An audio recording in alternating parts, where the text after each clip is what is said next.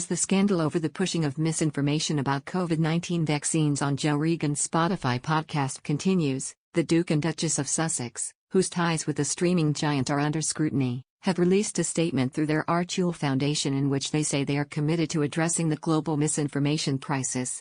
In response, Meghan and Harry have been told to put their money where their mouths are. George Grant, who calls himself a millennial monarchist, told his 4,700 followers on Twitter, "I wish Harry and Meghan will follow what they have just asked of Spotify. Meet this moment and walk out of the deal. Harry and Meghan, will you put your money where your collective mouths are?" Others joined Mr. Grant in his view. Michelle Renner said, "I'm disappointed they didn't stand up for truth, in this instance." Anne Rain wrote, "In other words, we are keeping the money." And Elle Macron added, "Weird timing." Royal commentator Kate Mansi told Palace Confidential, "We heard about what these mega deals that they'd signed and there were huge figures being bandied around $100 million and things like that. And yet, we've had one episode of the podcast, and that's it. We thought we'd hear something about it by now. Perhaps it's that they haven't delivered what some of the TV execs might have expected."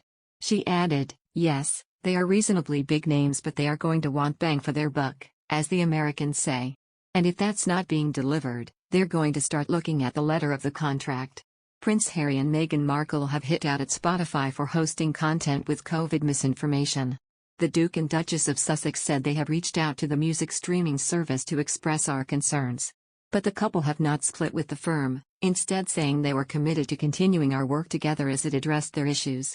It comes after their £18 million pet project appeared to have suffered a blow, with Spotify reportedly taking production into its own hands. After the deal resulted in only one show being streamed, it is advertising for in-house staff to cover every step of the process. Meanwhile, Spotify faces an exodus of talent as Brené Brown and Foo Fighters' Dave Grohl were rumored to be following Neil Young and Joni Mitchell off the platform. Mitchell joined Young in removing her music from the site in protest against their promotion of Joe Rogan's vaccine skeptic views.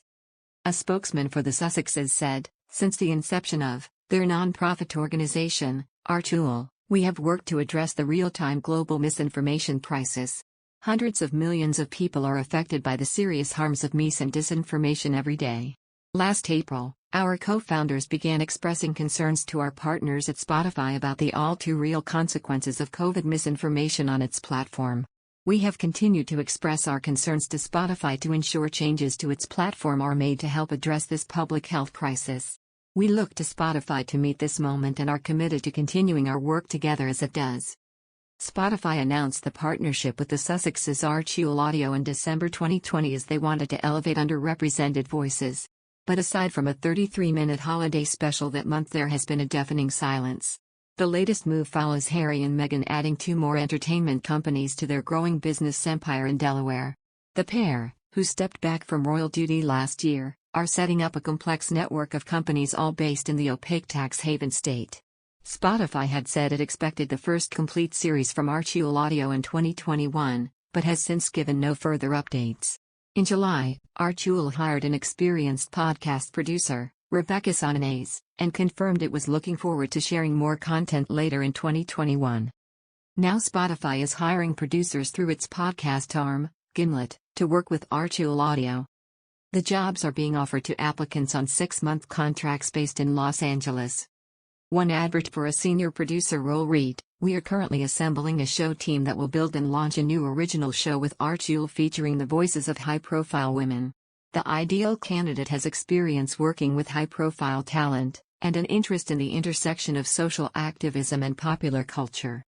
It comes as Spotify faces a mass exodus of stars including Brown, 56, and Foo Fighters' Grohl, 53, after Young and Mitchell ditched the platform.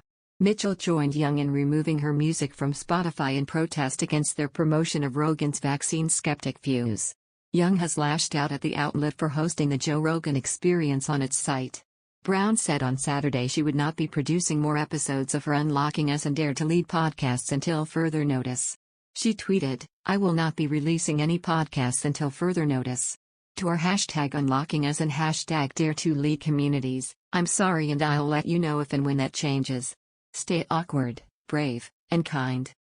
She did not indicate why she was no longer releasing episodes, but Brown hosts her podcasts exclusively on Spotify. Brown is the author of 6 New York Times bestsellers: The Gifts of Imperfection, Daring Greatly, Rising Strong, Braving the Wilderness, Dare of Lead, and Atlas of the Heart, and is known for her research on vulnerability, shame, and leadership. It has also been speculated Grohl might follow suit, but so far that just remains a rumor. The group was trending on Twitter on Saturday, and users noted that the band's frontman could kill Spotify with "I'm out." User at WorldCray noted, if Dave Grohl pulls Foo Fighters from Spotify, they are F_through . Spotify has lost $4 billion of its value thus far in 2022, losing 25% of its stock value last week.